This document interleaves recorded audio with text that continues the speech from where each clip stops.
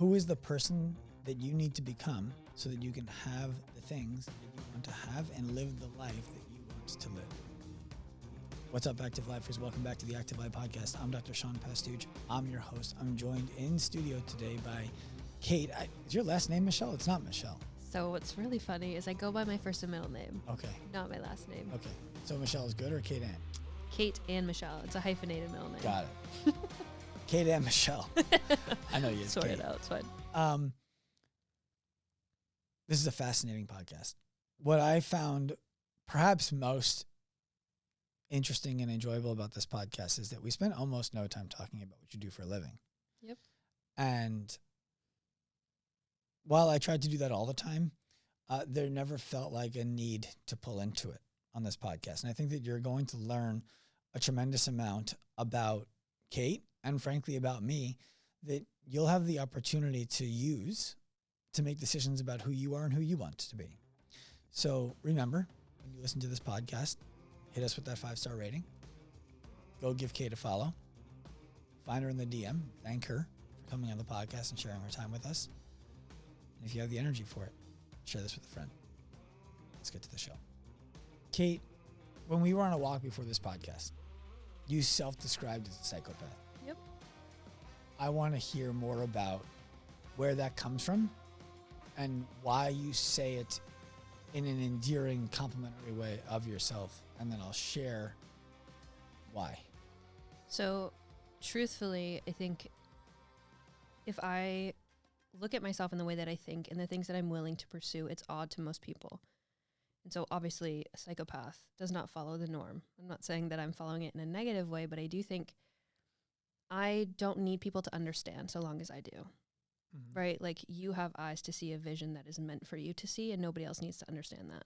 So long as you trust your intuition to guide you in the right direction, it will be the absolute adventure of your life. And so for whatever reason, when I'm passionate about things, I am passionate about them. And I can get very obsessed with my own desires. And there's a quote, I want to say Nietzsche said it, but it's, people don't have thoughts, thoughts have people. I like that. And there are certain things in life that will present themselves to you either physically or through exposure in some way, or they just take over your mind. But it's one of those things for me, it was like basketball. As soon as I picked that thing up, I was obsessed, taken by it.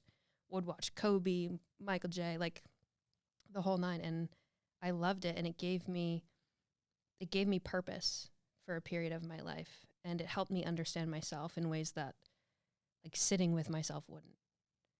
And you can also watch yourself, and it allowed me to be able to integrate, I think the shadow is what Carl Jung would call it, but some of the darker traits that we all have that we want to pretend we don't, but to channel them and understand them into something that was productive for me was necessary. And I've always been, I didn't go out, I didn't party, I wasn't doing drugs, I had no interest in all that stuff. I just wanted to be in the gym.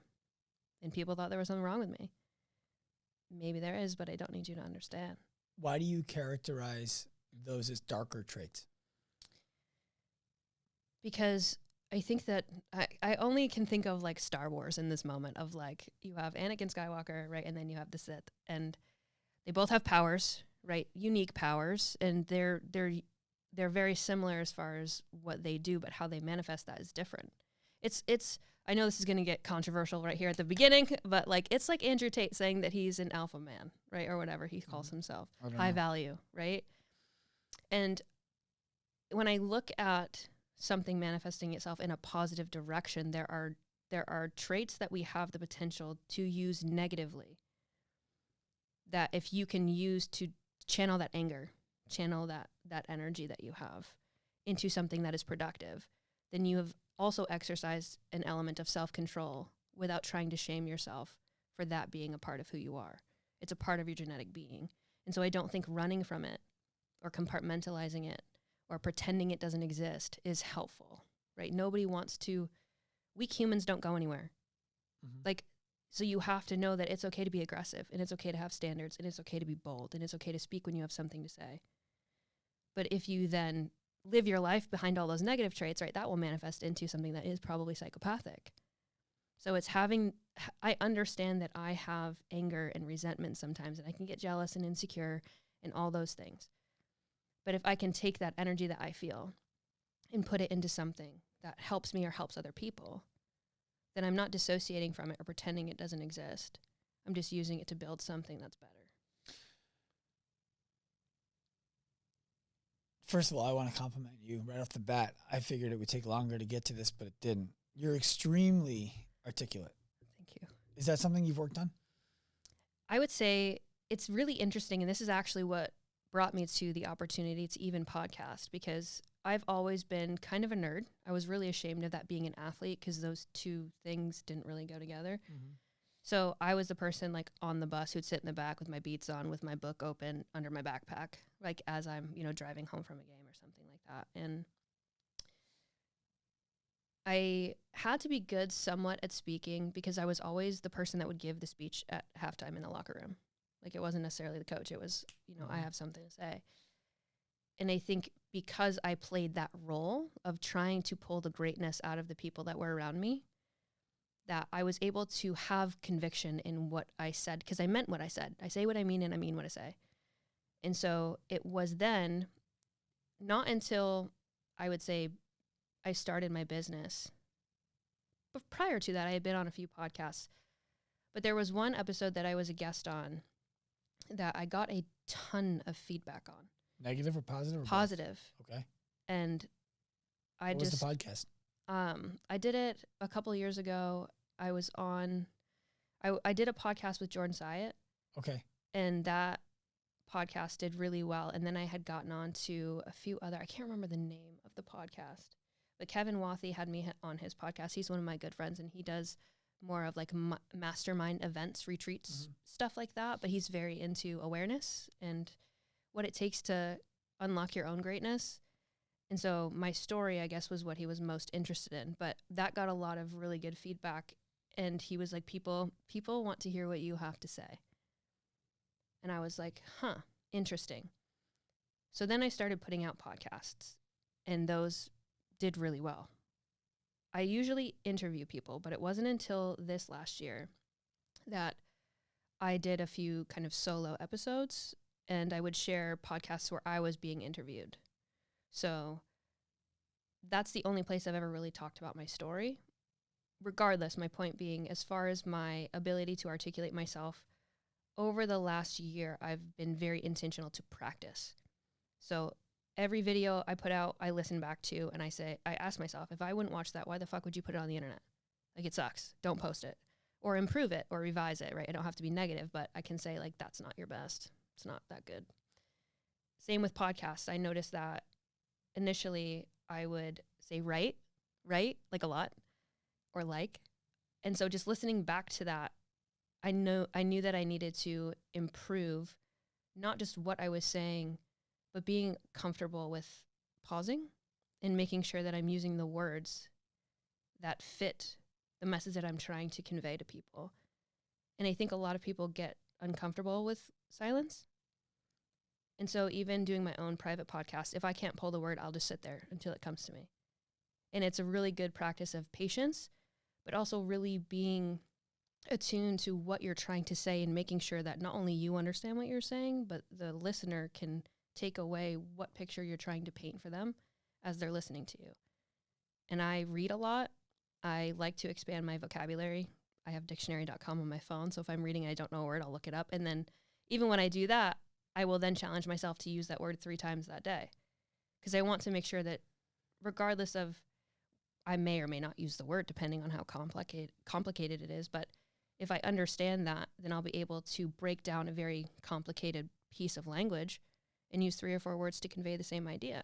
So either way, I'm challenging my ability to utilize different levels of language so that I can speak to different people at different levels. What that tells me is, and it's not surprising, all of the words you choose are on purpose. You mentioned earlier, we were talking about the dark traits. Mm-hmm. And when I started thinking about the dark traits, what I was really thinking about was kind of like the way that people look at money. Mm-hmm. Meaning some people think money is bad. Other people think money is an amplifier. It amplifies the bad in you, or it amplifies the good in you. That's the camp that I fall into. Yep. But then I heard you specifically use 2 words that are stuck in my head, and I want to hear about it. you said, I have I don't know if it's tendency, but you mentioned jealousy and insecurity. Yeah. And I don't know that there is a positive spin on jealousy. The positive spin on both of them could be, I'm aware of it and therefore I can improve it. But I'm curious. Go ahead. You were going to say something. So I'll tell you a controversial opinion. I think shame is a very good emotion. Go on. Shame is an example. Everything in life is a feedback loop. So if I'm jealous or I feel shame, all it's telling me is, one, if I feel shameful, I've stepped outside of myself and I know that. I have acted outside of my true character. That is not in alignment with me. And instead of carrying the weight of the shame and deciding it identifies me, I recognize I don't identify with that. And so if I've done something, I can correct that. I can learn from that. Because I also know myself well enough to know that regardless of what something may look like, my intention is always good. And if you know that about yourself, regardless of what mistakes you might make, you can feel shame for doing something stupid and people seeing it. And now you're like, oh my God, I can't ever go back to the gym again. I dropped a dumbbell on my foot. That's a stupid reason to feel shame. But you might feel it knowing, because I didn't need to drop that dumbbell. I had it and I got lazy, or I looked up when I was doing an RDL and it slipped out of my finger, right? You can allow shame to take over you, or you can just listen to what it's trying to signal to you, which is you've acted outside of yourself. We're not okay with that. Your body will tell you that's not who I am. That's not right. And then if you can drop your ego from that, so it's great ego training, you can go correct what you've just done. Mm-hmm. And so I think to the same degree, if I'm jealous of something, all I'm saying is I perceive this person to have something that I don't. And so when I think about negative emotions, I think about there's something that I want. Just do me a favor, make sure you're talking into the mic. Yeah, sorry. There's something that I want. And I believe that this person has something that I don't. And oftentimes, like I said earlier, I think the benefit of knowing who you are is that you know what it is that you want, and making sure that you know yourself well enough to know what it is that you want and what the outcome goal truly is, which typically most of the time is an emotional experience, a lifestyle ideal. But if you don't start something with the outcome goal in mind, you can often waste a fuck ton of time pursuing things that you don't actually really want. And so relative to the emotion thing, if I perceive somebody to have something I don't, it's usually an experience that I'm associating with either a material item or a status symbol. And I can then ask myself, what about that do I feel I don't have? And then maybe it's a picture of a woman and her husband and her child. And I can say, I'm jealous, but I'm more so envious because I want that manifestation in my life. And then I can walk myself back and go, in time it will come. So you beat me to the punch. I was going to ask you if you've ever split the hair of jealousy and envy. The difference being, from what I understand, jealousy is the thought that I can't have that because that person has that. Envy being that person has something I want. So the difference in my mind between jealousy and envy, and you're correct in, you can see it from that angle. The other way I like to look at it a little bit is jealousy tends to stem from you feeling like you're going to lose something to somebody else. So a jealous partner, they think that this other man is going to take your woman from you, and you get jealous about that. So it's the removal of something that you feel you have that somebody threatens. And then envy is the ideal that somebody has something that you don't. I like that. And so for me, I mean, even relative to jealousy, people can't take what you don't have. And if you do have it, if you know that there's plenty of it, I also think it removes the concept of competition. Because I got out of feeling like I ever competed with anybody a long time ago. Because if I want to be the best at anything, I have to do it being me. And so if I try to be what somebody else is or do what somebody else is doing, the best I'll ever be is second. How does that also work with people? So if you're in a relationship, for example, there's only one of the person you're in a relationship with. Yeah. There aren't plenty of that person. There are plenty of people. Yeah. How does that carry over to that? Because I've heard you talk about relationships on your podcast. A ton. And I'm interested in how that carries over here. It is my Achilles heel, and I'm very open about that. Mostly. What do you mean it's your Achilles heel? Let's stop there for a second. What is your Achilles heel? It genuinely comes down to understanding the complexity of my own being and understanding I'm a complicated person to be with. Why do you think you're a complicated person to be with? I think every human being has their own elements of complexity. So I don't mean that to be like I'm some outlier. What I do mean by that is life experience will rewire a lot of the ways in which you manage yourself naturally. And I think when you go through experiences of hardship, you come out of that hyper protective, right? That was the case with me. I was in a very abusive relationship in my early 20s. I didn't date for 8 years after that. Got into a previous relationship last year, and that didn't go so well. But I understand, I think going into it, I knew what I needed to know about myself. And as far as like my Achilles heel is, I've always been somebody who had been admired for the things that I do, but I never really felt like people saw me for who I was. And what I like about podcasting and such is I feel like I can start to communicate more of that if I can let go of the fear that people will judge me, right? Mm-hmm. We all struggle with that. But as far as relationships, I say this all the time, but the walls that we build up to protect ourselves typically prevent us from experiencing what it is we want most. I love love. I love how it feels. I love how it changes you. I love how crazy people get when they're in love, because if you want to see the craziest movie you'll ever make, it's probably when you're in love with somebody. Mm-hmm. But I also think it is what drives meaning in life. If you look at any path that you pursue, it ends at love. I want to build a business. Why do you really want to build a business? Because you want to take care of people you love. Mm-hmm. You want to help create a community where people can feel supported and loved. You want to make sure that you're preventing people from harm by educating them and providing them the resources that they need to accomplish things. And when you give to people, you also feel that internally. I love giving to people because it makes me feel good. Like, I hope you enjoy it, but it made me feel good to do that for you, you know? And so when I think about my life and where I want to go, all stops end at love.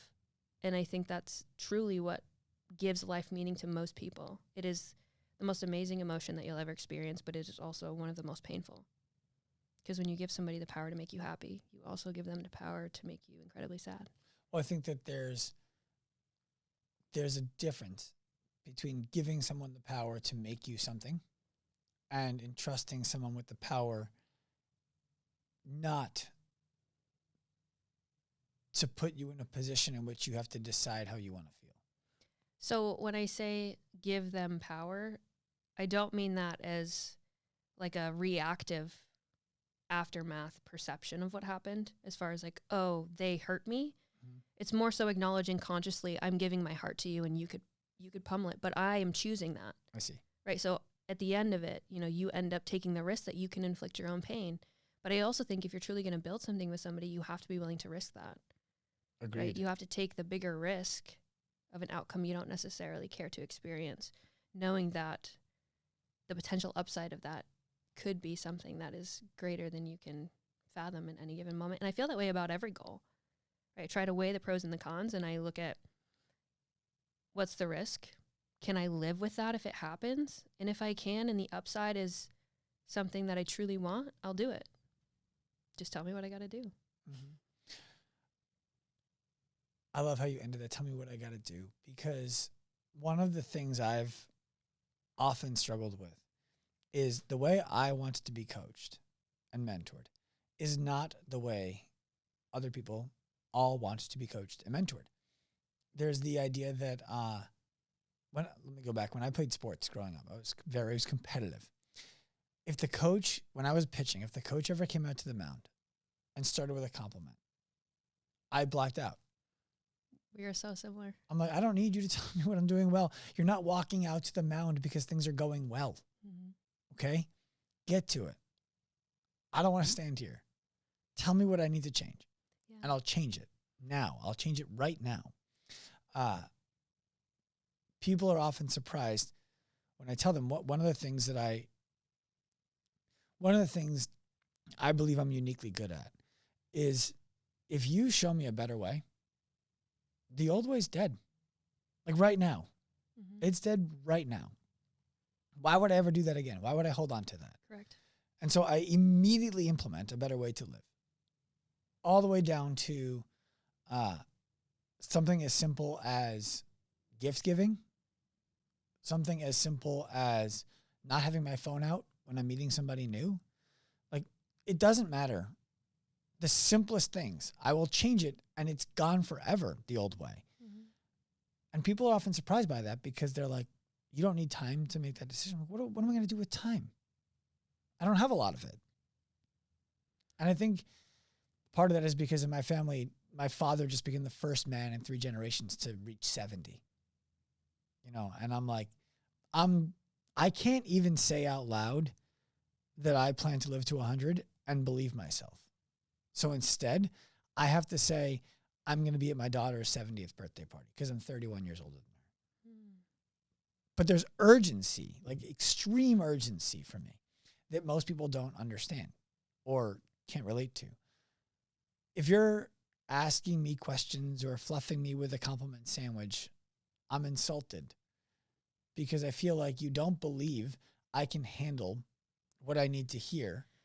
So you're going to tell me something good to butter me up. Tell me something critical that I need to act on. I'm supposed to remember that. And then you're going to give me a compliment again on the backside so I can leave feeling good about what? Just tell me what needs to get better. And I think it's really important to understand temperament. So one thing that I study, and I'm now in school to be a clinical psychologist, but I like to know how people think. Because a part of leadership is understanding the people that you're speaking to. Because it doesn't matter what you say if they're not open to receiving what you have to say. Mm-hmm. And so for somebody like you like straight to the point, direct, implementable, tactical stuff. Tell me what to do and I'll do it. I'm very much the same. It's interesting that you said you didn't like it when your coach would try to compliment you. And I think some of that comes from being an athlete that performed at a high level because you know that you're replaceable. You know that they don't really care about you that much, but they care about what you can do. And you're only going to stay if you're an asset. The moment that you're a liability, you're gone. And so every week it's, did I make the cut? Am I going to start? Where am I at on the depth chart? If you play football, something like that. It's constantly anxiety-ridden, kind of with a ton of adrenaline. It's a thrill. I mean, sports were fun, but to the same degree, you also know when people are kind of fucking with you in life. Mm-hmm. And the compliment sandwich that drives you nuts is because you know that there's something they're either not telling you or they're being dishonest. Well, I don't know that it's always those two things. I think the way I look at a compliment sandwich is this. It's an indication that the person who is sharing the feedback doesn't have the emotional maturity or the communication skills to say the thing that needs to be said in a way that I'm going to hear it. Or it's an indication that they don't believe I'm capable of hearing it. So I avoid taking it as the latter. And I just assume it's the former. And in business, with friends, with colleagues, with peers, I'll ask them if they're okay with some feedback on the way that they provided me feedback. And then we'll work that through. And either they are or they're not. And if they are, then I want to know them. If they're not, I don't. Because even if they don't take the feedback, they don't do anything with it. Not being open to it is uninteresting to me. Correct.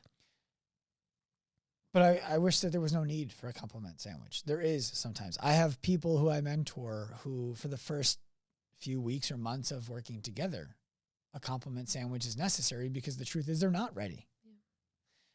It's the building up of the trust, the clarity of the intent that allows for more direct conversation. Clarity of intent is important, and I also strongly believe in the whole, it's not what you say, it's how you say it. Mm-hmm.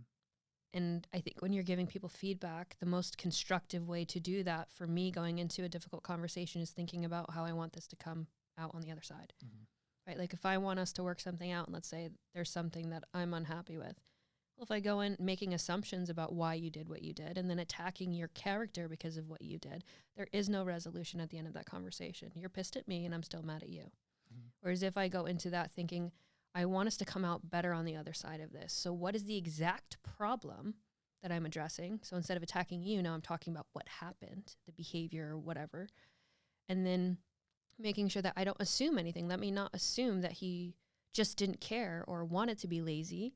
Let's assume the best. Let's assume there was no ill intent at all here. Maybe he had a really stressful day. Maybe his kid was sick. Maybe he got in an accident. Like there's so many other ways to perceive a situation.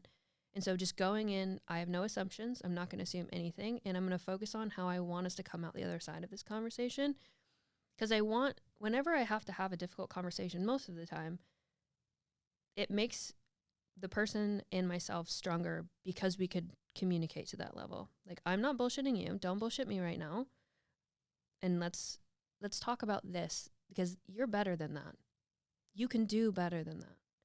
So I want to understand what happened here. Can you tell me a little bit about where you were at the time? And then I can hear what you have to say. And the only way that that's effective is if you have trust. Because if I don't trust you, I know you're lying through your teeth. It's like, oh, okay, here we go, right? You don't have to know. You can just assume you might be, and so I can't put myself out there with you. Mm-hmm.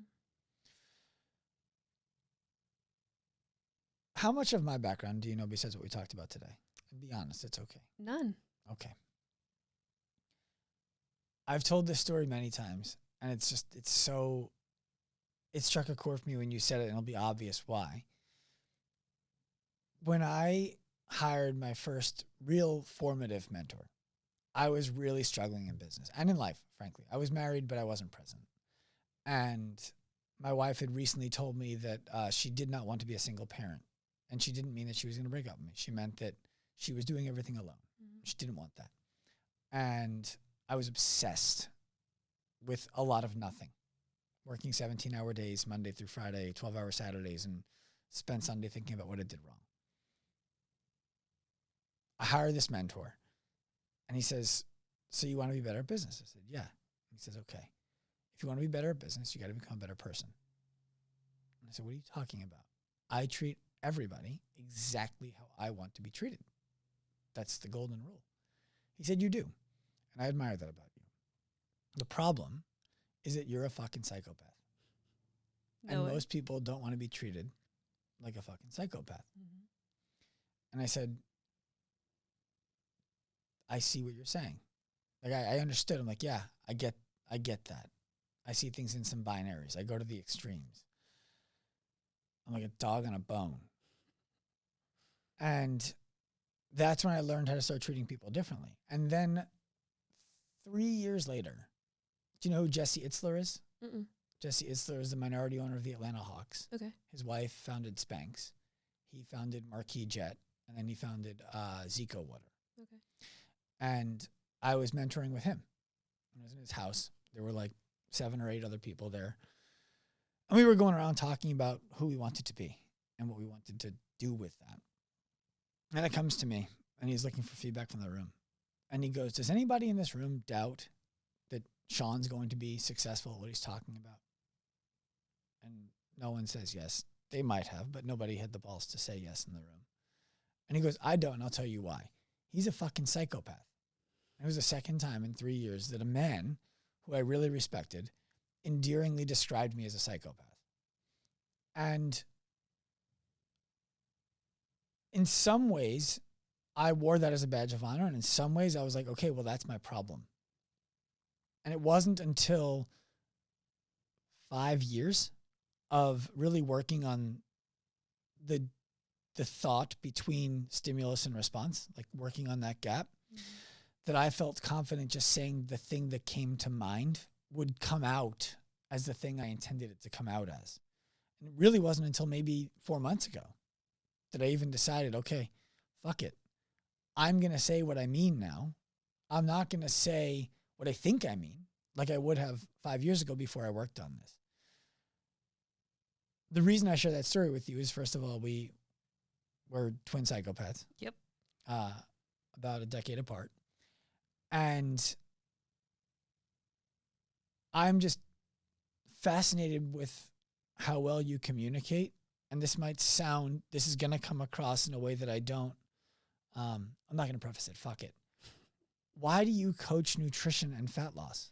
Like, I'm saying that because I see you online. I listen to your podcast. I watch your Instagram. I'm talking to you today. We went for a walk before. You have more in you than that. So I'm going to share something out loud that I have not stated out loud. But it's been a recurring theme, I would say, over the last couple of months, is truly this hunger for more, right? And I know that my passion is absolutely helping people get out of their own fucking way. Like, you can do more than you think that you can. And the reason that you're not where you want to be is because you put this glass ceiling upon yourself. kind of like, to go back to you for a moment, talking about you practicing awareness to bridge, to expand the silence between stimulus and reaction.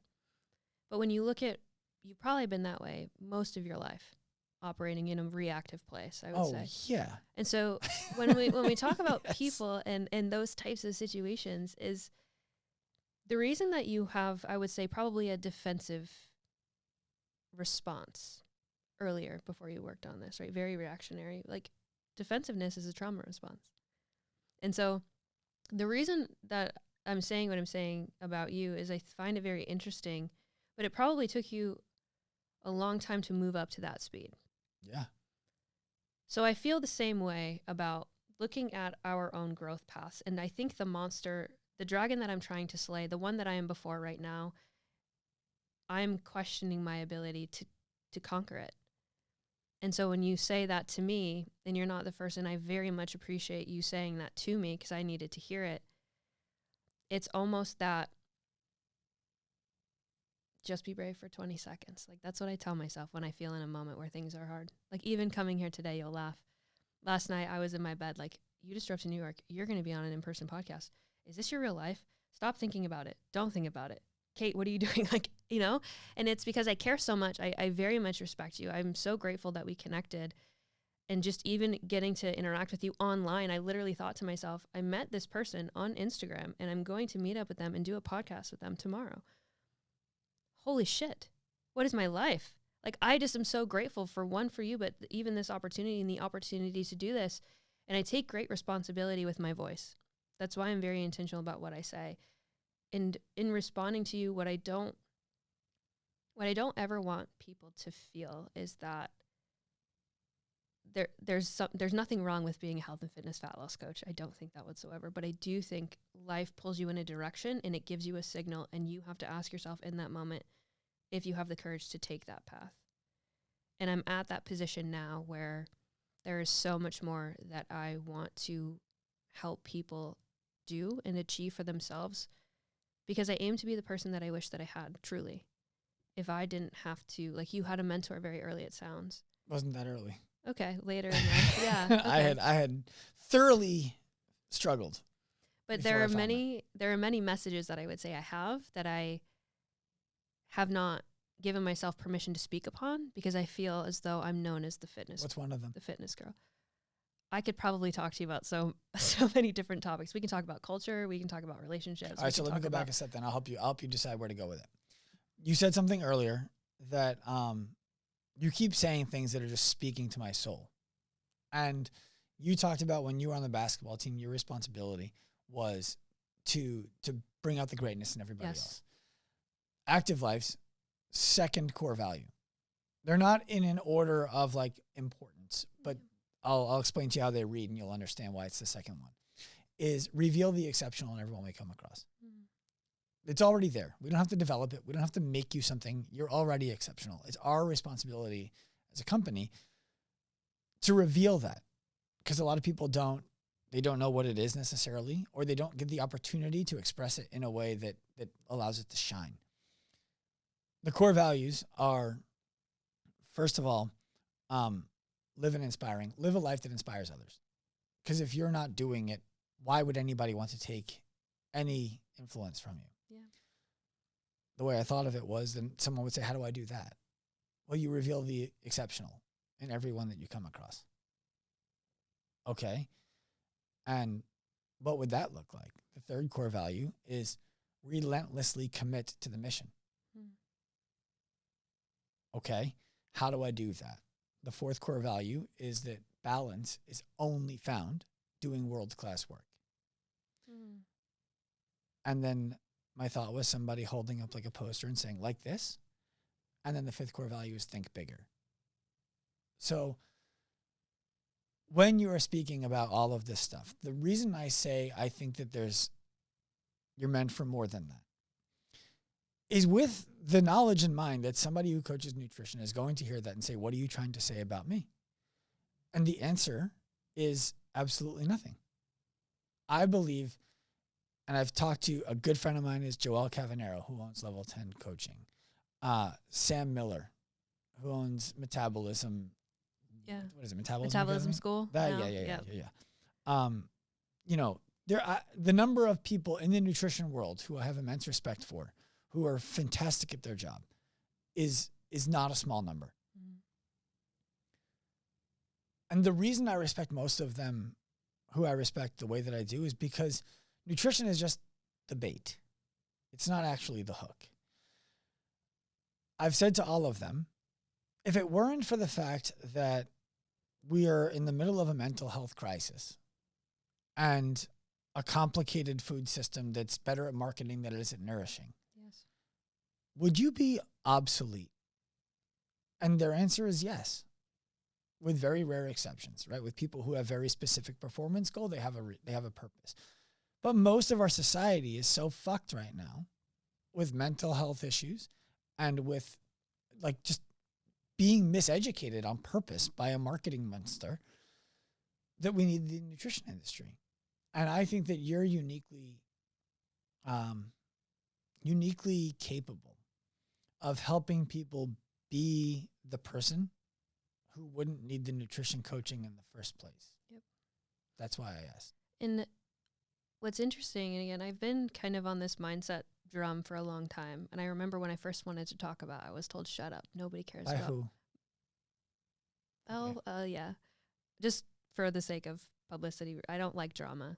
It doesn't matter anyways. I ended up doing it because I wanted to. What I'm more asking, I don't need to know the person's name. Was it somebody who had your attention from an authority perspective? Yes. Or, okay. Yes. And again, it wasn't, I brought it up because as an athlete, again, I see the world through the lens of a competitive athlete, right, wrong, or indifferent. You can agree or disagree, and that's your own. People should know, as you say that, you're a 5'4" white girl from Vermont who played Division I basketball at University of North Carolina, Greensboro. Yes, okay. That is true. But regardless, it was having the courage to go against the grain. And that's where I learned every single time I've trusted my intuition, it led me to the right place. Every time I've ignored it, I've always looked back and been like, fuck. I knew that was going to happen. So when I started talking about mindset stuff, I just started sharing my journey. My identity was cooked up in my athletic career. I tore my patellar tendon. That ended that. And I was like, so who am I? I didn't know. And I remember as getting back on my feet and having the courage to start doing things that inspired me. I was like, if I can pull the spirit out of me by just pursuing things that I find interesting, maybe that will reignite that spark. That's where psychology came in. I was like, okay, well, Miss Darkness, let's figure out what makes you tick, right? That was my goal. I remember sitting down with my mom after I was still in a straight leg brace. And I remember sitting there in tears and I was like, Mom, I need to figure out who I am because right now I don't know. And so that was my next mission. And through that, just talking about the way that I think and helping people think faster. For example, people get caught up in the fitness industry and I'm like, 75 hard works. Why does it work? Because you have 5 small, simple things that people have to do every day and they treat them as rules. And so if I can implement rules for myself that support whatever it is that I'm focused on doing, then I operate within those rules and I do them every day. And some would say, well, that's restrictive. And I say, if it's giving me what I want out of life, is it restrictive or is it an amplifier? Mm-hmm. Right? So sweat every day. That's a rule. I don't care if it's 20 minutes. I don't care if it's 2 hours. I will sweat every day. And it's little things like that. Read every day. Write every day. Create something every day. Tell somebody that you love them every day. Tell someone you're grateful for them every day. Like little rules, whether they're interpersonal, personal development, business-oriented, fitness-oriented.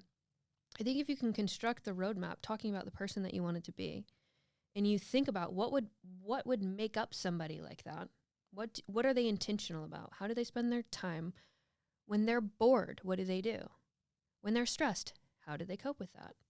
When they're angry, how do they communicate? And like, I know people don't think about this, but most people struggle with emotional eating because they don't know how to self-regulate. They don't know how to self-soothe. They don't know how to be bored. They don't know how to set a boundary. They don't know how to say what they need to say when they have something to say. And it's like, well, if we could work on that, do you think that the emotional eating in compensation patterns would stop? Yes. But it's the same thing like we talked about earlier with playing baseball or basketball for me. And people always think the hard part is the handwork. It's shooting. It's, the defense. But the hardest part for everybody to nail, if you've ever played basketball, you know this, It's your feet. It's the thing that you don't think to spend the time working on. And so the same thing in health and fitness. It's the new workout. I need variation. I need to do, kickbacks on the Stairmaster. I need a new circuit style training. I need this new nutrition plan. I'm going to go keto. I'm going to go vegetarian. I'm going to go vegan. None of that matters because you're focused on the wrong thing. Mm-hmm. And so if you can focus on the right things and understanding yourself and what makes you behave that way and how long have you behaved that way and where do you think that comes from and what are you afraid of? Like truly afraid of, not like the surface level shit that people talk about, but what are you actually afraid of? And then once you know how you think, you can get yourself to do anything you don't want to do by just asking. Like for me, I just ask myself one question. Is that really the type of person you are? I don't want to go to the gym. It's 5 a.m., let's say. My alarm goes off and I'm tired. I've done this twice this year and I still remember it.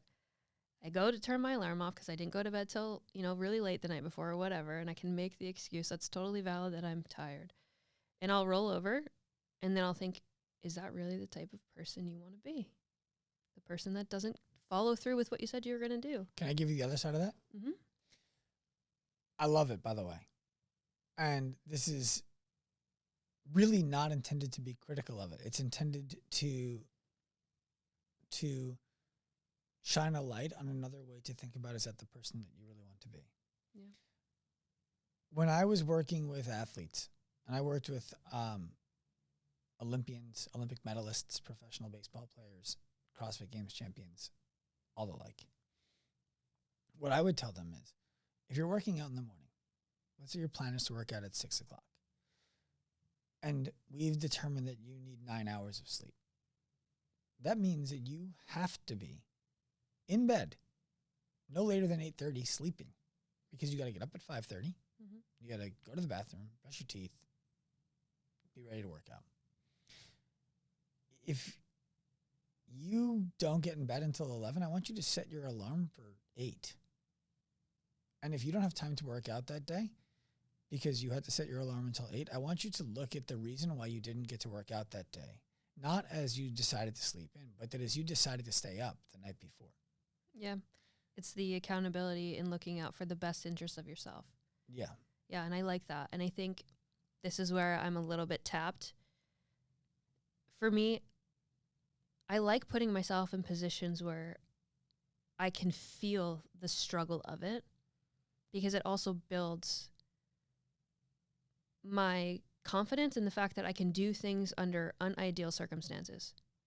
Right? So like one of the reasons I enjoy holding myself similar to a standard as such as and again, I think that your point is totally valid and very important.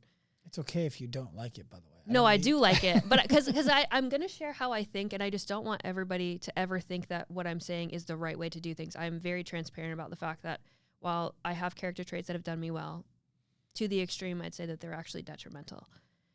And for me, though, I like knowing that I can perform really well when I'm tired. I can perform really well when I'm underfed. I can perform really well even when there's stress. I can perform under any ounce of pressure that you put on me. Because my ultimate goal is no matter what in life, that I'm always able to show up. And so how do you train for that? Well, you do it in unideal circumstances. Maybe. Can I push you on it? Yeah. I'm the same. When Hurricane Sandy hit Long Beach, I don't know if you know anything about Hurricane Sandy. Hurricane Sandy hit Long Beach 2 weeks after I won a lawsuit against my next door neighbor who was trying to shut my business down for making too much noise. Wow. It cost us $120,000 to defend ourselves. And we won. We didn't have $120,000. I had to pay that off for 3 years. Won the lawsuit. 2 weeks later, Hurricane Sandy came and wiped my business, my clinic, my gym, and my home off the map. Shit. Gone. I remember vividly being back at the gym and in the clinic, looking at the damage. My wife is crying. My business partner's crying. His wife is crying. And I was thinking about painkillers. I was like, let's go. It's like, this is what I'm built for. I never realized it until then. I never realized that my unique in business and in life, frankly, is when shit hits the fan, you want me there. Yeah. I'm great at that. When I don't have to think about how to communicate because you're looking for a dictator, I'm your guy. My friend lost her father tragically, just passed away out of nowhere. I don't mean to toot my own horn. It's not the intention here. I'm just describing how I show up. I was at her house every day until it wasn't necessary anymore. And that was in between school, work, and studying for boards every day until she was ready for me to leave, because I show up. When things are good, that's where I need to work. Like, that's where it costs me energy. I'm like, damn, okay. We did how much money last month, and we got how many testimonials and how many new clients? That's amazing. How can I fuck this up so that I can be valuable? Right? And that's what you have to learn, though. You have to teach yourself. Yes. You have to be, then it goes, again, back to even the emotional states is, well, you want to get your hand wet because you want to feel valuable. Mm-hmm. So then you have to ask, well, what evidence do I have that I'm not valuable just as I'm sitting here now? And I've had to learn that. And so it's understanding, but it goes back to every emotion and everything that you feel as a feedback loop. Because if you know what is driving, because when people ask why you did something, that's a terrible question. You want to ask them what motivated you to behave that way. Because then they have to think, well, why did I react that way? Or what was it? Well, they said this thing and it made me angry. Okay, well, why did that statement upset you? What about that resonated so hard that you got triggered? Because every trigger is just a feedback. It's like, hey, that hurt. Why did that hurt? And I think if you can just receive what is coming at you, you can recognize most people. I mean, there are always going to be trolls will troll. But most people that you know that are communicating with you, even if they're giving you feedback you don't like, it's for your best interest. Even the trolls. Even the trolls. I vividly remember some of my trolls early in my development, and I loved going to war with them. I will say I don't have the energy to entertain it for a few reasons. Like, you pushing back at my ideas, I love that, by the way, because I am more concerned with I want to walk as close to the line of truth as I possibly can based on my current understanding of whatever it is that we're discussing. And I can only do that if you push back on what I say. But if you attack me and you're not attacking my ideas, I just don't. I find that to be, again, if we get into culture, I just find that to be hypocritical. I do too. And I don't always make time for it. But there are times when I see me in it. Like the old version of you? Yeah. Yeah. I see somebody who sees an insecurity in themselves through a strength of mine. And instead of being angry at that person or even ignoring them, I feel compelled to help them. And sometimes I'm effective, and sometimes I'm like, damn, you might need, like, institutionally. Well, I think this is why the internet is a really hard place to do that, though. Yes, it is. Somebody doesn't know you, and they say something where you know, like, they're coming from a place of pain. But you can say something like, hey, I really hope you get the help you need. And let's say you're being genuine about that comment. They interpret it like, bitch, you just tell me I need help? Fuck you. And you're like, right. And it tends to just cause this because they interpret it however their emotional internal dialogue is. Well, that's why I would never say that. But again, just somebody could genuinely mean that caringly. Yeah, or like, I'll pray for you. Like, there are Christians who would gladly say that intentionally. Yes. Like, with positive intentions to be like, I'll say a prayer for you. Yeah. That's not typically how when I engage with a troll like that, it often starts in the comment section, then it jumps into I'll send them a DM. And I'll tell them in the comment section, I'm going to send you a DM because I don't think there's a conversation everybody needs to see. And I'll ask them in the DM, what did I do that upset you so much? And why are you giving me so much authority over the way that you feel?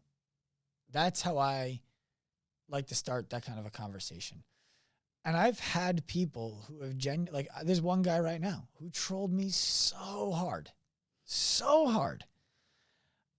And now he's your best friend. No. But in the DM, I started asking him questions. And his thing was like, why do you, like, you put doctor in your Instagram profile, you're a fraud. I'm like, well, why? Well, because you're not a doctor. First of all, you never were. And It's fraudulent. I'm like, well, that's not true. I was a chiropractor. I have a doctorate. Yeah. I'm not a medical doctor, which is why I don't have MD in my profile. Yeah. But the reason I have doctor in my profile is because there are rooms, proverbial rooms, that I'm not allowed into where my influence would be really valuable unless I have doctor in front of my name. Yeah. And so it takes the people in those rooms a week to realize I no longer practice. I haven't seen a patient in 6 years, and I let my license lapse 5 years ago. And I was a chiropractor, not a medical doctor. But by then, they don't care because I've added value to the room, but they wouldn't have let me in otherwise. That's such an interesting take, because it's almost like I can see this from two different perspectives. I'm gonna form you in the former versus the latter category. But when you care so much about something and all you want is for one person to listen to you so that you can achieve whatever the goal is that you have, right? It's the motivation behind the vision, and once you have the passion, then you have to have the perseverance, right? And so it's you saying, how do I get these people to listen to me, right? Because they need to hear what I have to say. Mm-hmm. And also knowing that it's not a lie. I wouldn't lie. Right. But I can see how people who are, this is where I'm not very good with people with kind of, who jump to assume maybe malicious intent, right? Mm-hmm. I can see where they would come from that angle too. Sure. They've been burned. Yeah. And that's where that conversation ended up going. You know, my intention was not for him to be like, oh, okay, I get it. Because I don't care. It's not about them approving of my decisions. That's right. It's about them being able to see something. Like, I know, it's like the person who lays on their horn at a light as soon as it turns green. I'm like, you were having a bad day already. You left it too late. Yeah. Don't blame the person in front of you because they didn't see the light change so quickly. You left too late. Period. Mm-hmm. I like to help people see the possibility that could be the truth as often as I can, because I needed that. I didn't get it until I hired a mentor for money I couldn't afford and couldn't afford not to do. If I got more of that when I was younger, it would have been immensely valuable to me. Did you say you got a mentor that you couldn't afford, but you had to get him because you couldn't afford not to? Yeah. I think that's a really important message, but I want you to explain to me your thought process around that, because there are so many people, in order to get to where you want to be, you have to become a different version of yourself. Mm-hmm. Before you're there. Before you're there, correct. And so lots of people, whether it's investing in their education, knowledge, skill set, mentorship, whatever it is that you need to do for you, that's going to give you what you need to become who you say you want to be. There's a level of risk that's associated with that. And I hear that from almost every close friend that I have who I find to be very inspirational, is they had to take a risk that they weren't certain would pan out for them. I shouldn't say never because it's too blank, and that, like, there's probably in a case where it wouldn't be true, but to be more accurate, all of the times that I can remember formative things happening for me, they were on the other side of being almost paralyzed by fear. Mm-hmm. And for me, finances is one of the things that drives a lot of the fear. Mm-hmm. I don't know why, because I grew up in a great family, upper middle class, never had a want that I didn't have fulfilled. That's not to say I was spoiled, but you follow what I'm saying. Yeah. We never worried about the lights getting turned off. My parents drove nice cars. My dad coached Little League. My mom ran day camp. Dinner was at the table every night. Like, it was good. But I am so completely obsessed with our mission as a company that the thought of running out of money to pursue it is incomprehensible. And so when I have to spend money on something I'm not sure is going to pan out, it's scary because of what it means for our buffer, for our safety net. And every time I've done that, no, that's not true. Sometimes when I've done that, it's been the most important thing I've ever done. Yes. And sometimes I've been right. That was a bad idea. But I continue to have to step into it because otherwise I can't win. So this is where you're playing the game at the right cadence and in the right spaces. If you spending money on something didn't bother you, it's because it's comfortable for you to spend that amount of money on that thing. Mm-hmm. So in order for you to grow, what do? You have to measure somewhere relatively close to where you are, but somewhere outside of that to get a new perspective and experience, which is what you're doing when you're doing that, right? There's a cadence of, I'm not entirely confident about this, but my intuition says it's probably the right thing to do, but I don't have certainty over the outcome of it, which is what paralyzes a lot of people. They want to know what's going to happen. But if you can just look at it like the beautiful thing is not knowing, actually. Mm-hmm. Because that is the adventure of life. It's making the best guess that you can at the moment that you're in with, trying to be intentional about that and carrying yourself in a way that you can be proud of no matter what happens, and allowing life to play out the way that it needs to, because it's not always, not getting what you want is leading you to what you need most of the time. Mm-hmm. And so it's leaning into, I think I want this, but it's not working out. It's like, hey, girlfriend, like that guy's toxic. Can you not figure out you need to find somebody better for you? No, just because I like to joke about relationships, but that could be business, that could be anything. And so while I'm very much somebody who believes that you can't fail unless you quit, there's also quitting that does not equate to failing. And that's knowing that you're done. It's just, you're done. Mm-hmm. It doesn't matter if things changed or didn't change. You've lived out that mission for you, and now it's time to shift your path. I see a difference between quitting and pivoting. Yep. Quitting is I see quitting as a binary negative. I see pivoting as a decision that the thing I was doing is no longer the thing I want to or should be doing. Yeah. Quitting is what leads to regret. Well, quitting leads to regret. Pivoting leads to options. That's what I mean. Yep. So like my daughter, my oldest daughter, she's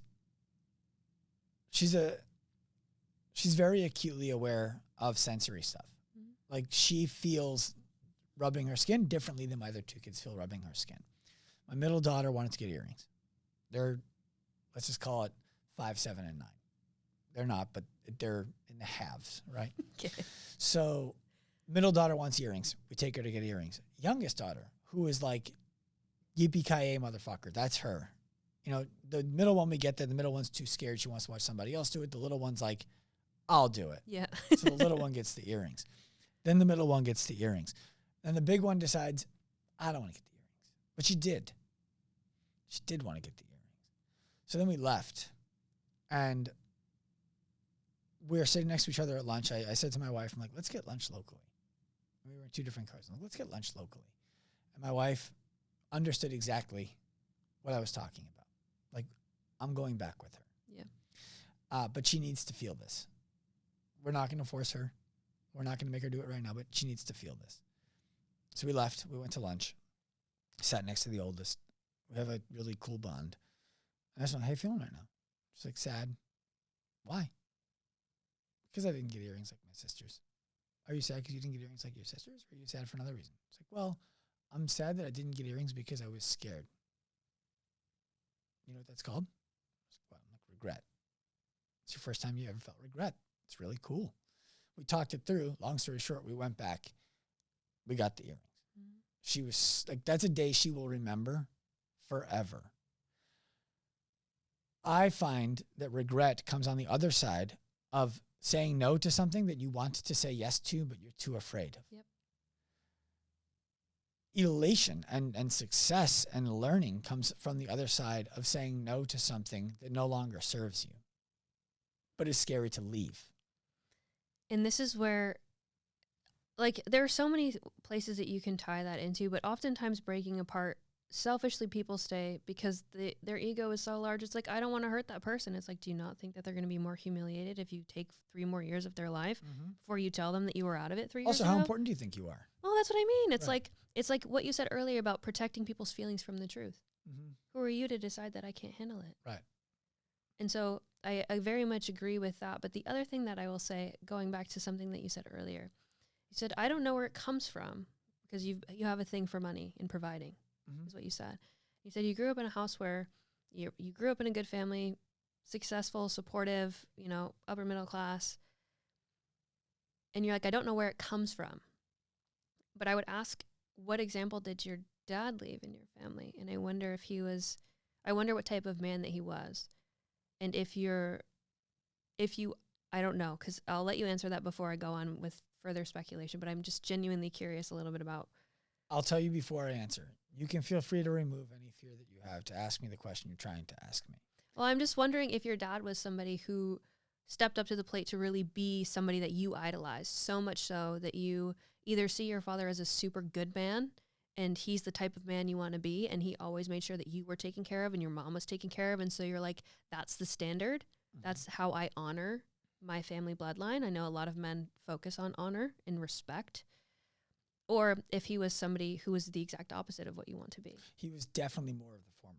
When we were growing up, I remember not understanding and having an insatiable desire to have my father's unwavering confidence. Yep. And he always provided for the family. There was never a financial problem in the family. It was great. I didn't know how good I had it, right? And I passed on that opportunity.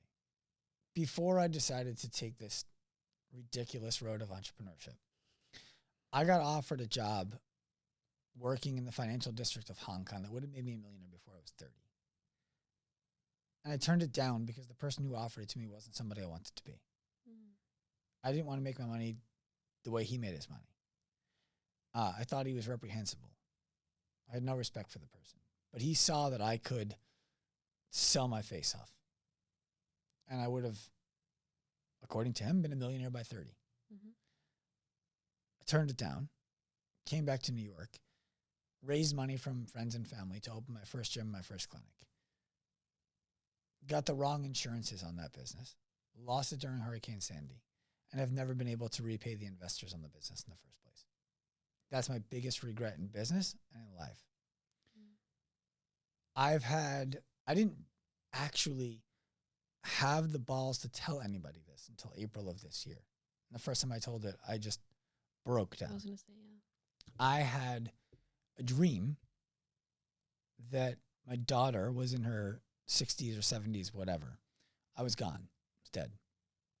And a reporter was asking her, why do you keep working so hard? Like, you've accomplished everything anybody could ever want. And she's like, well, when I was growing up, I watched my daddy work really hard and never make it. And I was like, fuck. That's my fear. That's the root of all of it. For me, at least right now. And I passed on the opportunity to have it. The money, that is. Because it didn't serve me from a purpose perspective. I have incredible purpose now. Earlier, you were talking about the defensiveness of my response and stimulus maybe coming from trauma or probably coming from trauma. I can point to the day. I was in 7th grade. I was 103 pounds, soaking wet. I know that because that was my wrestling weight, 103, and sometimes I was under. And for some reason, there was an 8th grader who was like 200 pounds, captain of the football team, who wanted to beat me up. No idea what I did. But this girl told me in a pizza place, like, he wants to beat you up, so you should be careful at lunch. Okay. I know what I'm doing this afternoon, leaving school, right? So I went home, and I was so angry. I had a punching bag in my room. I punched my knuckles bloody because I was afraid. Yeah. My father comes home. My mother had told him, and he's like, listen, it makes me sit on my bed. He always made me sit on my bed when he gave me these kinds of talks. He said, here's what's going to happen tomorrow. You're going to go into school, and you're going to tell Anthony that if he wants to fight you, it happens now. And either he's going to beat you up in front of everybody, and nobody's going to be surprised, or you're going to really hurt him, and no one's ever going to touch you again. But in the end, everybody is going to know that if they want to mess with you, they have to go through with it. Mm-hmm. And most people don't have what it takes to go through with it. And I was like, well, I'm more afraid of letting you down than I am of getting beat up by Anthony tomorrow. So the next day I walked into school and nervous as hell, right? Squeaky voice and everything. looked for him, found him, took some deep breaths, walked over to him. I was like, hey, I heard you want to beat me up. And he just looked at me and didn't say anything. And I said, let's fight right now. He said, what? I said, if you want to beat me up, I don't want to wait for it. Let's fight right now. Right here. And then he put his arm around me. He's like, we're cool. And in that moment, I went from scared to angry. I was like, this motherfucker took from me my confidence for a day, my manhood for a day. Nobody will ever do that to me again, ever. In part because he didn't have what it took to go through with it. Even if it was because he was compassionate in the moment, like, fuck you, then don't say it. Yeah. Do what you say. And in part because I was genuinely afraid. And so I've spent the last, seventh grade, I was 12, the last 27 years making sure that never happens to me or anybody in my life again. Mm. My daughter went to school. A girl told her, I only invited you to my birthday party because my mom said that I had to, but I didn't want you to be there. So she came home upset. And I had to explain to her, that's not your friend. I know you'd like her to be because I know that she's fun. That's not your friend. She will probably do that to you again. You don't need her. What I wanted to do was go beat her dad up. Yeah. That's obviously never what was going to happen. But so I've had to toe the line. I have a friend of mine, Dr. Gabrielle Lyon, actually advised me that I need to stop thinking of all of these villains that I think of as bullies. Because I think of the medical complex as a bully on the person who needs help. I think of the fitness industry as a bully on the person who walks in looking for results and gets sold a bill of goods and doesn't get anything, but they get the money. So as a bully. To that point, I think there are two different types of people, and my goal with a lot of the things that I do is to help them to shift from one to the other. So, for example, there are proactive people, the people that want to learn, the people that are following you and listening to your stuff and following me and the other great, incredible fitness coaches out there who are trying to be proactive about doing the right thing, right? And they, through that, can either be manipulated, taken advantage of, stressed out. I mean, obviously not every solution works, and we're well aware of that. But then there's reactive people, and that's they don't consciously make decisions to do anything about what's happening. They're constantly reacting to the pressure that life is putting upon them. Mm-hmm.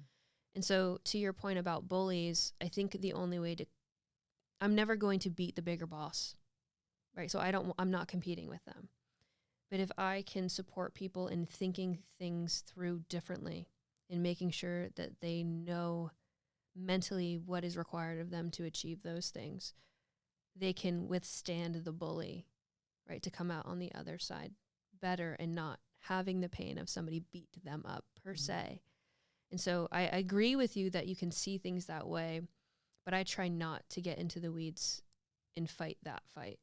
I would rather be the voice that's trying to pull the greatness out of the people that listen to me in hopes that it will help them avoid some of the pain by being taken advantage of by people that don't have great levels of integrity. In different words, that was what she was instilling in me too. And it's been almost a year since that conversation I had with her, and it's been very helpful to change my lens, right? Those people are not, I no longer see them as bullies. I see them as flawed. And I have empathy and sympathy for that. And I still feel the pull to help other people protect themselves from it, even if it's unintentionally placed upon them. And I think the hard thing too is, like, my mom is a doctor. Mm-hmm. So I love it because... And the medical director, right? Yes, and the medical director of a hospital. She is a real life superhero.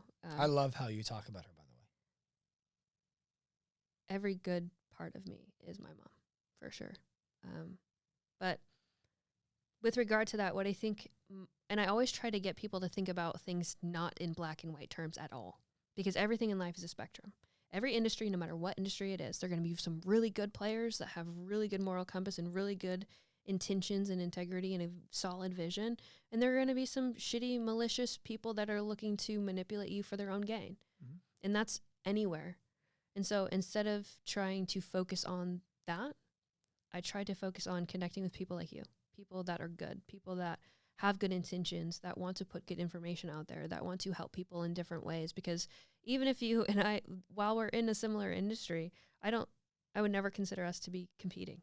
That never even crossed my mind. Yeah. And so it's just one of those things where I think people from the outside perspective look in and can see it that way, or newer coaches are like, it's so saturated. It's not saturated. We just don't have enough good people. Right. Right. It's not. There's It's plenty of opportunity to be great. Yeah. It's saturated at the bottom. Yeah. But there's also this huge opportunity to just be good, you know? Mm-hmm. And so I think what you're saying is spot on. And it's, if I can equip, instead of feeding the person, right, teaching them how to fish, instead of having them go through and be manipulated through these service level solutions and rapid fat loss programs or whatever that might be, if I can teach them how to think about it, mm-hmm. right, at least whatever decision they go with, they've taken a moment to actually think it through. Mm-hmm. And whatever outcome, because it's not up to me to say what's best for somebody, right, but I can help them think about what truly is the best way for them to go. For sure. You said you had questions that you wanted to ask me. Yeah. I don't know if they all got answered or not, but I want to give you the opportunity to do that. So I want to know, because I did poke at your childhood a little bit, and I know that I appreciate you sharing your baseball story with me. But you said business. Tell me about how you got into your business. And I know that you mentioned kind of losing everything with the hurricane. Mm-hmm. So how have you grown from that? How did you come back from the bottom? Because I see the bottom is actually a really good place to be sometimes. And mm-hmm. I know that's a different contrast of perspective, but I'm curious on what that did for you and how you're moving forward now. And I know you shared a little bit with me about your vision, but I think it would be cool for you to share a little bit more about what you're moving towards. Sure. It's important, you know, that wasn't anywhere near the bottom. That was like snorkeling. The bottom for me was my wife was carrying me financially, socially, everything. And we were living in a one-bedroom apartment with a baby. And we had $15,000 in our bank account that she had put there. And I owned an event company. And I had no business acumen. So we had no working capital. And we ran a bad event. We lost $26,000. And I had a partner, so $13,000 of that was mine. And I had to walk into my kitchen crying, emasculated, embarrassed, ashamed, and tell my wife, I lost $13,000 of the $15,000 that you saved for us to buy a new house. I'm sorry. That was rock bottom. Mm-hmm. And she reminded me that in my vows, I told her I was a penny stock and that she had invested early and that I would make it worth her while. And that penny stocks are volatile and that she believed in me and that everything would be fine. I don't know where I am without that. Mm. So that was rock bottom. Like you were describing before, I felt immense shame when that happened. And that shame drove me to change absolutely everything. Everything. Mm-hmm. I signed away my rights to the event company for free. Didn't matter how much money they made in the past. It lost $13,000 last time. I'm not doing that to my family again. I'm out. I went to the manager of the gym I owned. And I said, it wasn't making any money, but I said, hey, I'm off the schedule. I can't coach classes in this gym anymore. I can't provide management support in this gym anymore. It's going to make it or it's going to fail on your back. And I'll pay you better for it when we're successful. And if we're not successful, it's okay. We'll close it. And then I went into the clinic because that's where I was uniquely gifted. And I threw myself into it. And that's when I hired the mentor. And that's when I realized, like, one of the things he said to me that I always remember, he pulled me aside. He says, listen, of all of the people I've ever met and talked to, you might be the most unhireable, the most unemployable son of a bitch I've ever met. And if you're intentional, and if you're diligent, and if you're careful, you could be the most successful person I've ever met too. Intentional, diligent, and careful. Mm-hmm. So it's in your hands. And it stuck with me. No one had ever, besides my parents, who, for whatever reason, didn't have credibility in that ballpark for me until Parents never do. too late. Yeah. He was the first person to talk to me that way, who I respected. I was like, that's fucking cool. So that started the change. Then I just, through being great, straight up, I was great. I started to get all of these high profile people who wanted to work with me. It wasn't because of social media. I didn't have social media. They were just coming to me on a referral. And then I lost passion for seeing people in person because I felt like I was constrained. The way I described it to my wife was, I felt like I was a Ferrari at the bottom of a lake. Like all the power, all the sex appeal, none of the ability to express it. And so the year that I hired that mentor, I went from making $30,000 to close to 150 and cutting my week from like 80, 90 hours down to 50. Wild. And I told her, I waited until I knew how it was going to go. Told her like the week of, like 2 weeks from now, like in the teens of December 2017, by the way, I'm leaving clinic and I'm leaving the gym and I'm going to pursue this online thing that might work. And if nothing changed in January, I was going to make $3,000, which was not going to continue to support the lifestyle that we had grown into. And so I told her I need the month of January off from our relationship. And I'm going to just fucking build something. And I sold over $80,000 of new business in January. And then I had to figure out how to build a business around it. Did a really good job with those clients. Well, that's not true. We did the best job we knew how to with those clients at the time. Turned into coaches wanting to know how to do what we did. Because I hired a bunch of my chiropractic school friends. I was like, you know what you're doing. Here's your clients. Started developing coaches, and gym owners pretty quickly were saying like, hey, only one of the coaches in my gym is making any money or getting any results, and they worked with you. How do I get more of that? So we started mentoring gym owners. And I had a new mentor by now, and he helped me. His name is Ken. He helped me build out a real company. Because at one point we were profiting over $100,000 a month. Wild. And that's my money. Kudos to you. Thank you. And he, to his credit, said, that's really cool. You told me you want to do something transformative for an industry and for society. Is it true? Because if it is, we have to build a company now. If it's not, that's okay. I can help you. You can be a wealthy guy and you can just keep making that money. So we built a company, put all of that money into the company, all of it, didn't take any of it.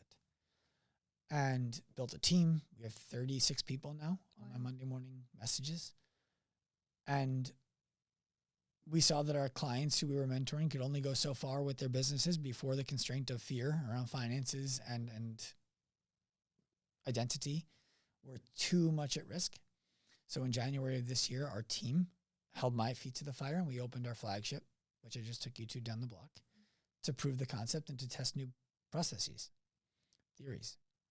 And now our mission is to empower a life of freedom without compromise, whether it's for the individual, for the coach, or for the business owner. And the way we plan to do that is to open 1,000 more locations. And through opening 1,000 more locations, we'll have to develop 25,000 coaches. And through developing 25,000 coaches, we'll hire 5,000. 10,000 will go be entrepreneurs. 10,000 more will go into the businesses who see that in the 2020s, when everybody else was zigging towards AI and replacing people, Active Life was successful because they leaned on their people. How do we lean on our people? We've replaced them for so long.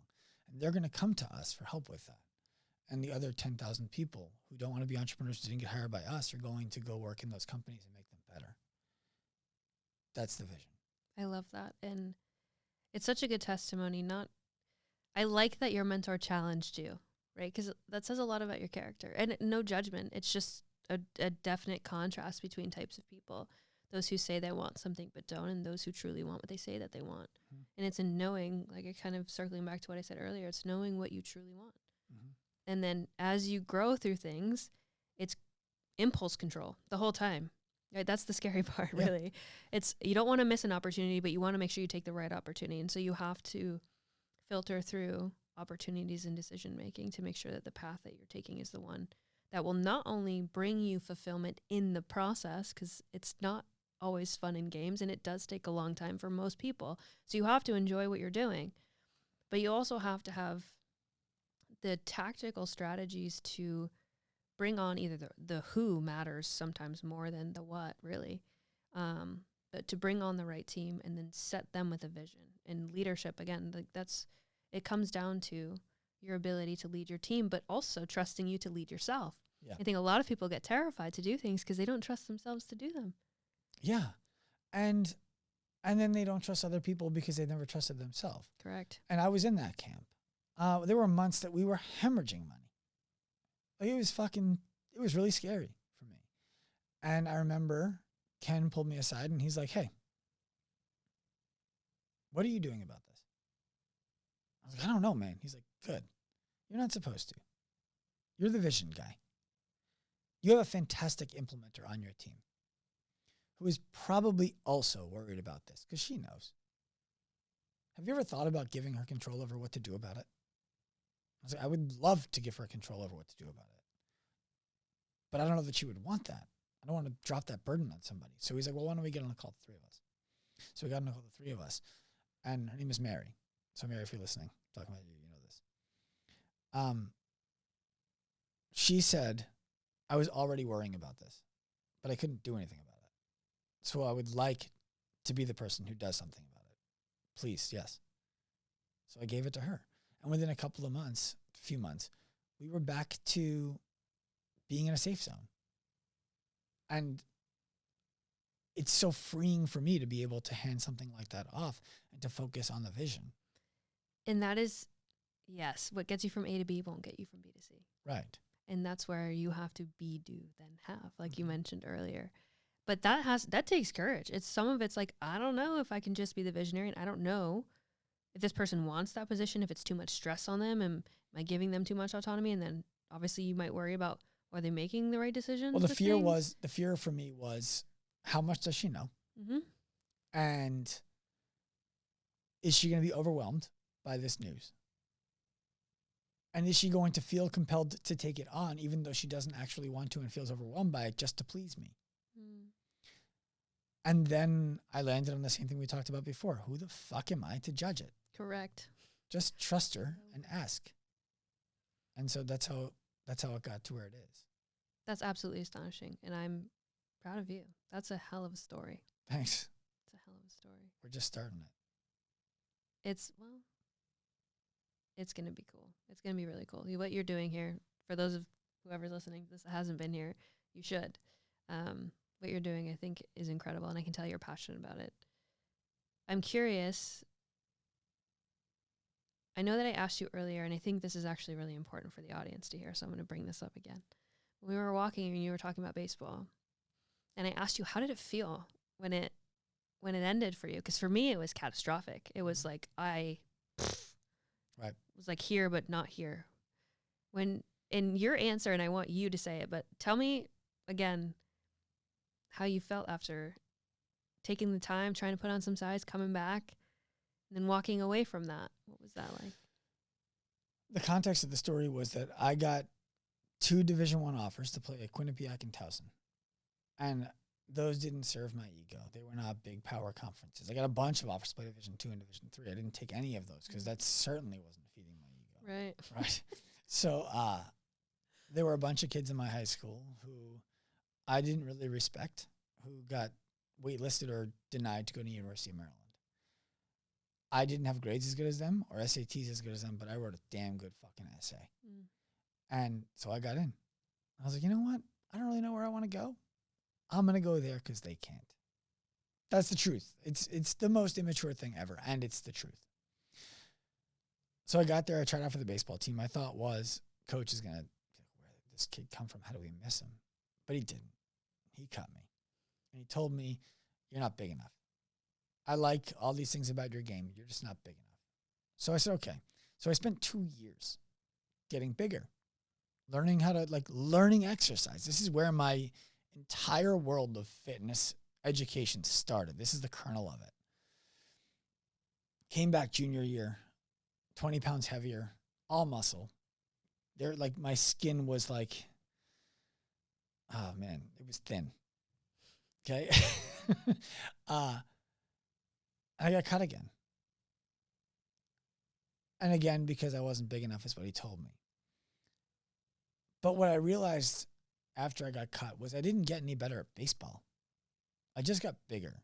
And when I looked at why didn't you get any better at baseball, it's because I didn't work on baseball. I just worked on getting bigger. I was partying, hooking up with girls, doing the college thing. I was a college kid having a great time at college, the 1.7 GPA. And I didn't deserve to make the team. And I realized that as much as I wanted to be a guy who played pro baseball, who played Division I baseball, who was like the undiscovered diamond in the rough, I didn't want to be that guy bad enough because I didn't do what it would take to become him. And so I had to let that part of me die and go do something else. And what was that? What did that feel like? Because I feel like that's truly like the death of your own ego. Mm-hmm. Well, it wasn't the death of my ego. It was the death of that part of it. Yeah. There was some disappointment, and I spent a lot of time thinking about it. And then I spent about 8 years compensating for it, if I'm being honest. Starting at the age of 28, I completely gave up sports because I was an unhealthy level of competitive. I don't know how to play for fun. I didn't know how to play for fun. I was never a great basketball player, but I was a decent athlete. So I could get under the skin of whoever's skin I need to get under. And I don't know how much you follow football. I imagine not all that much, but I remember vividly looking up and seeing the ground as D'Brickashaw Ferguson, who was the 3rd or 4th overall pick in the NFL draft, who played offensive line for the Jets, threw me from the block into the pads behind the baseline because of the way I was playing. I loved that. Most people would hate that. I was like, I'm under his skin. When I played softball, because there's no more baseball, when I played softball, I would talk shit from home plate. And then I would talk shit while I ran, like anything I did. I loved shit talking. It kept me in the game. It made it competitive. It made it fun. But when you're 29, 30 years old and you're playing in pickup leagues, guys don't like that. So I realized I don't have fun unless I'm doing this, though. Yeah. And I don't want to be like, when guys would break out beers, I'm like, what are we doing? We're here to win. I'm not trying to drink. Let's go. You missed the cutoff, man. Let's go. So I had to give up pickup sports until last year. Started playing again. I didn't have any of the equipment. I had no glove. I had no cleats. I had no basketball shoes. I played basketball in zero drop minimalist Vivo barefoot shoes. And then like Nobles that were given to me, tearing holes in them. And I found fun in it again because I've matured as a person and I don't have to kill somebody else just to have a good time. It's so funny that you say that because I remember even being back in college when we played pickup at like Lifetime Fitness, there was always that one guy. That was me. He was a Sean. I was known on campus at University of Maryland for being the guy who like in the pickup games, you have to wait an hour and 20 minutes to play. And if you lose, you're out. Mm-hmm. And you got to wait again. And teams would consistently, like guys would overlook me because I was not that big and I was white, for being honest. Mm-hmm. And it pissed me off. So when I would beat them, when our team would beat them, I was the guy who was very happy to take the ball over to you after the game and fucking shove it in your chest and remind you that this is your ball and you're going to be off the court for an hour and a half, so you should probably take it home. I was very happy to do that. It's so interesting, too, because I have an appreciation for shit talk. I love it. I really do. Because, again, it teaches you mental fortitude that just going through the motions won't. Doing the reps won't, right? Mm-hmm. Game day, if you can get in somebody's head, like... Yeah. But that's why I'm so on top of, like, mental fortitude being something that you need to train just like your body. It's like if you want to... Most people fail due to the attacks that they implement upon themselves through their own mind. Right? You can't do that. Why do you think that you can? This is going to be harder than you think. Or, oh, you've had a really rough day. You should have a little Debbie's. It's okay. You know, kids won't know. But it's being able to control that and fight against it, because we all have that. Unless I truly am psychopathic and I just, have a different experience. But most people that I know, it's like you can feel the internal conflict when it arises. I want to do this. I need to do this. I don't want to do it. Maybe I should just do this. Well, no, you should probably go full. And you can feel that battle happening. And through basketball, it's like, I'll be in the gym with Quincy Miller and he's in there 6'8", like huge dude, just talking shit about my mom, about my brother, about my sister, about my cousin, about anybody, right? Because that's how they try to get in your head, even though, of course, like they beat my ass all the time, except for I did play against Isaac Copeland and Devontae Graham, and I gave Devontae buckets, and I was so proud of myself. He plays in the NBA now. I'm like, I remember when he was a boy. That was so fun. But they don't care, and they will tell you, if you're a girl and you want to play with us, don't be upset. Right. Because they didn't treat me any differently. They didn't take it easy on me.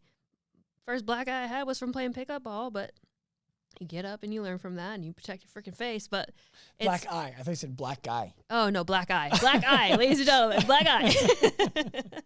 That's funny. Oh, wildly inappropriate. But yeah, I think that throwing yourself into situations like that can make you so much better. But you have to learn how to take it. You have to love it. You have to be a psychopath. I love it. Like, that's what I mean. It's just like psychopath. When I remember this guy, Mike Ambort, in high school. He played at Lamar. And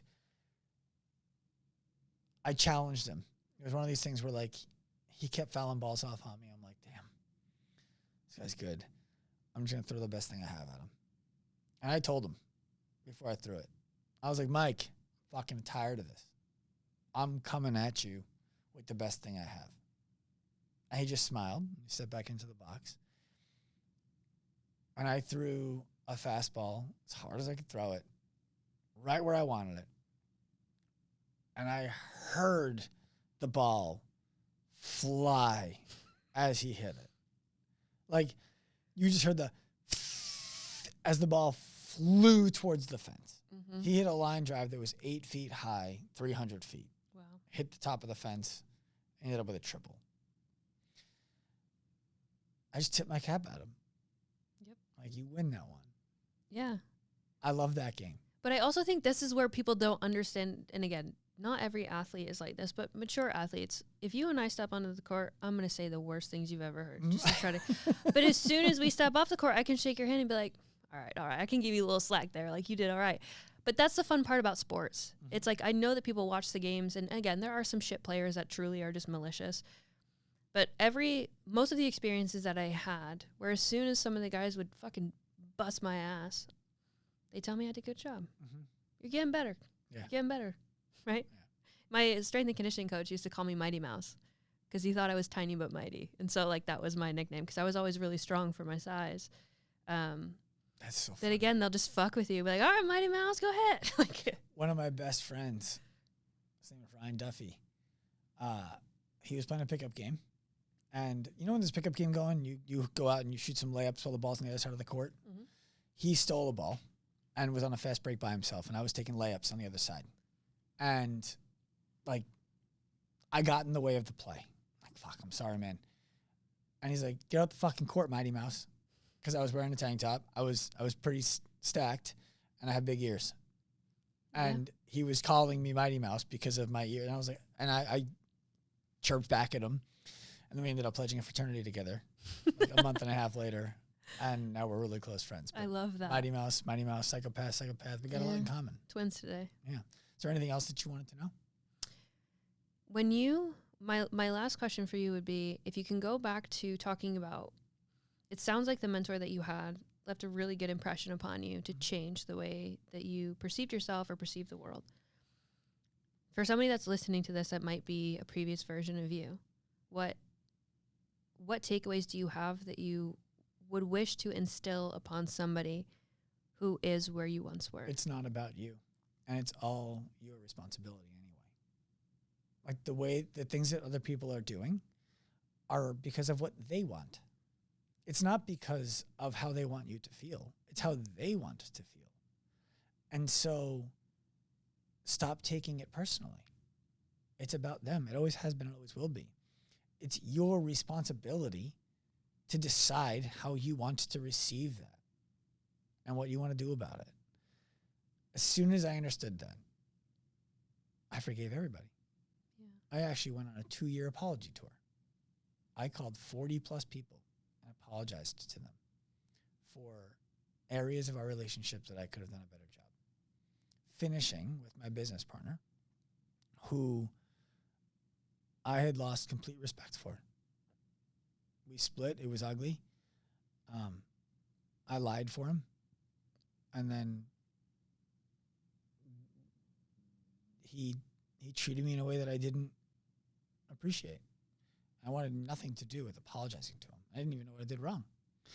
But so I apologized to over 40 people, working my way up, starting with my wife for not wearing a wedding ring, because it was important to her and it wasn't important to me, and it got in the way when I treated patients and when I worked out. I haven't taken it off since. Then I ended with him. I was like, look, I don't know where things went shitty, but I'm certain I had a role in it. And I apologize for not being the friend that you deserved or the business partner that you needed when it hit the fan. And, you know, he was like, well, I appreciate the balls it took you to call me and say this. I don't expect to be, like, friends again. I was like, look, man, I'm not looking for that either. I just felt like you deserved an apology. I wanted to give it to you. And I think that's so big. I think a lot of people get them into trouble because they want to control the reaction or the response that people have towards them. Mm-hmm. But much like you said, if you say what you know you need to say and you walk away knowing that you said exactly what you wanted to say, how you wanted to say it, and you're proud of the way that you conducted yourself, then there are no regrets. Correct. Regardless of how they internalize, react, whatever.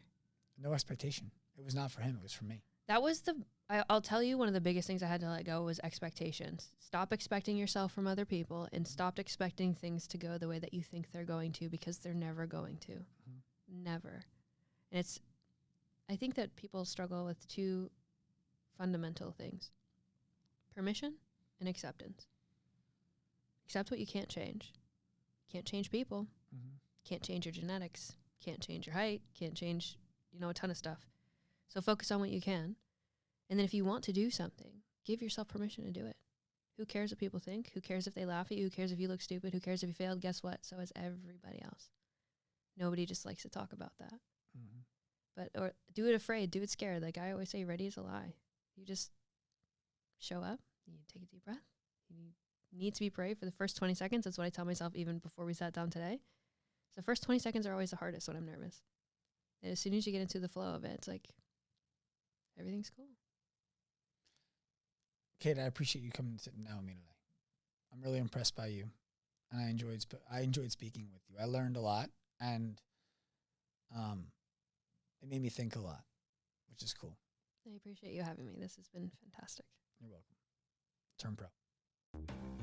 I hope you enjoyed this episode of the Active Life Podcast. Please remember, give us a hand, rate it, review it wherever you listen to shows. We are on a mission to humanize the healthcare industry by professionalizing the fitness industry to empower the individual to live a life unlimited by the way that their body looks, feels, or performs.